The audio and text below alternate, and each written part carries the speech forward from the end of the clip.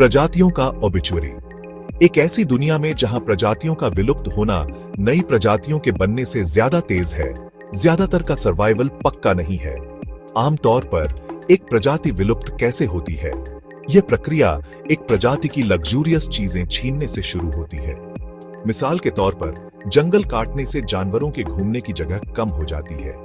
इस पॉइंट पर आबादी स्टेबल होने के बावजूद तनाव में होती है। अगले कदम के तौर पर आबादी की ग्रोथ रोक दी जाती है। यह पहले से कटे हुए जंगल को और भी छोटे टुकड़ों में बांटकर किया जाता है। इस पॉइंट पर प्रजाति कॉन्फ्लिक्ट स्टेज पर पहुंच जाती है।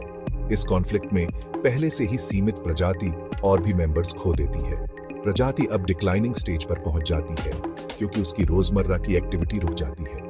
जो नदियां प्रजातियों के लिए रोजमर्रा की जिंदगी का स्रोत थीं, वे अब प्रदूषित हो चुकी हैं और प्यासे मेंबर्स प्यास से मर जाते हैं।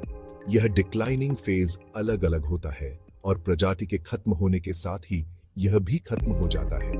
बचे हुए कुछ मेंबर्स को सम्मान के साथ रखा जाता है और प्रोटेक्शन के लिए चिड़ियाघरों में रखा जाता है जब तक वे खुद ही मर न जाएं या फिर उस प्रजाति जैसी न रहें जो वे कभी थीं। Survival of the fittest.